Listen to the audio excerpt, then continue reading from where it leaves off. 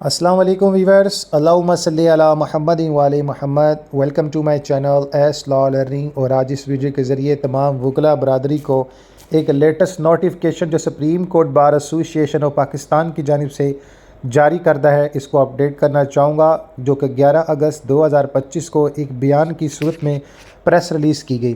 اس کو ایکسپلین کرنا چاہوں گا۔ ہم سپریم کورٹ بار ایسوسی ایشن آف پاکستان کی 27ویں ایگزیکٹو کمیٹی اقلیتوں کے قومی دن کے موقع پر قوم سے خطاب کرتے ہیں تاکہ ملک کی زندگی میں تمام اقلیتی برادریوں کے حقوق، وقار اور مساوی شرکت کے لیے اپنے غیر متنازع عزم کا اعادہ کیا جائے۔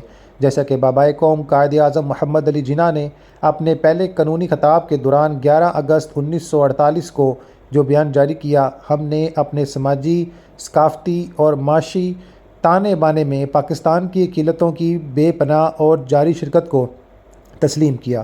ہم ریاست عدلیہ، قانون نافذ کرنے والے ادارے اور تمام سٹیک ہولڈر سے مطالبہ کرتے ہیں کہ وہ قانون کی حکمرانی کو تقویت دیں، مناسب عمل کو برقرار رکھیں اور ملک کے کونے کونے میں اقلیتوں کے لیے آئینی ضمانتوں کو عملی حقائق میں تبدیل کریں اور قومی اقلیتوں کے دن کو ایک یاد دہانی کے طور پر کام کرنے دیں کہ انصاف ہمارے ملک کے تمام اقلیتوں سمیت سب کے لیے قابل رسائی ہونا چاہیے۔ یہ تنوع ایک طاقتور ہے، اس کے لیے مسلسل کوشش، احتساب اور یکجہتی کی ضرورت ہے۔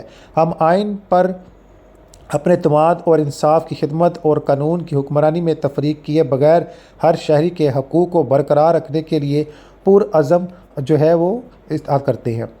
تو جناب محترم Muhammad Nadeem Qureshi senior vice president کی جانب سے تصدیق شدہ یہ ایک نوٹیفیکیشن ہے۔ جناب محترم، جو کہ مزید معلومات کے لیے آپ 05192039390 پر کال کر کے مزید ڈیٹیل حاصل کر سکتے ہیں۔ نماز القرآن درود پاک لازم پڑھیں۔ پاکستان زندہ باد۔ پاکستان ہمارے لیے ایک نعمت خداوندی ہے، ایک نعمت اللہ تعالیٰ کی۔